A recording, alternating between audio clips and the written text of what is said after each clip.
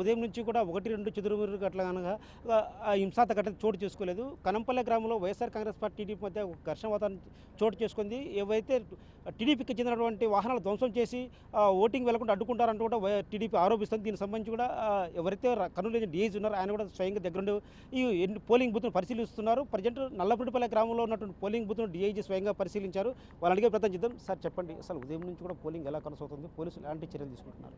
మేము ముందస్తుగా తీసుకోవాల్సిన చర్యల నిమిత్తం మేమంతా ఏమంటారు ప్రిపేర్డ్నెస్గా ఉండటం వల్ల అయితే ప్రజెంట్ అయితే చాలా స్మూత్గా నడుస్తుందండి. ఈ కనుంపెల్లి అనేది నేను ఇక్కడికి వచ్చిన తర్వాత నాకు ఆ విషయం తెలిసింది. దాని మీద ఇంకా నేను పూర్తి వివరాలు తీసుకోవాల్సి ఉంది.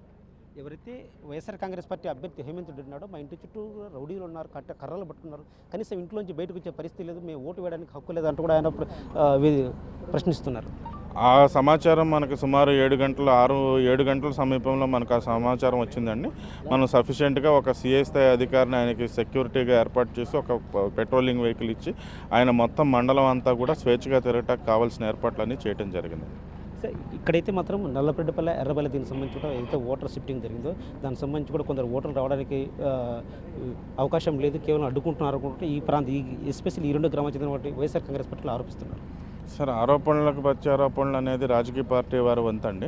మనకు ఏదైనా ట్యాంజిబుల్ వెరిఫైయబుల్ ఇన్ఫర్మేషన్ ఉంటే మనం ఖచ్చితంగా స్పందిస్తాం. ప్రతి ఒక్క పౌరుడి కూడా స్వేచ్ఛగా వారి యొక్క ఓటు హక్కును వినియోగించుకునే విధంగా మనం తోడ్పాటు కల్పిస్తాం. ఉదయం నుంచి ఈ ఘటన జరిగిన తర్వాత ఎలాంటి భద్రత తీసుకుంటారు? అదనపు బలగాలను రప్పిస్తున్నారా? బలగాలు సఫిషియెంట్గా ఉన్నాయండి. ఎక్కడైతే కొంచెం మరి జరిగిందో దాన్ని బట్టి సఫిషియెంట్గా వెంటనే మనం ఏదైనా జరిగిన వెంటనే కూడా వితిన్ లెస్ దాన్ 5 minutes మనం స్పందిస్తున్నాం. అంటే ఇప్పటి వరకు ఎంత శాతం పోలింగ్ జరిగింది అనుకోవచ్చు? సుమారుగా 30-40% జరిగి ఉండొచ్చని మనకు వచ్చిన ప్రాథమిక సమాచారం. ఇప్పటి వరకు ఎలాంటి ఘటన చోటు చూసుకోలేదు. 1-2 మినహా ప్రశాంత వాతావరణంలో ఓటింగ్ కొనసాగుతుంది. ఎట్టి పరిస్థితుల్లో ఎవరు ఎలాంటి ఘటనకు పాల్పడినా కూడా ఖచ్చితంగా గట్టి చర్యలు తీసుకుంటాం. ప్రతి పోలింగ్ కేంద్రాన్ని కూడా వెబ్ కాస్టింగ్ నిర్వహిస్తున్నారు. ఎవరు ఎలాంటి గట్టి చర్యలు తీసుకుంటారు?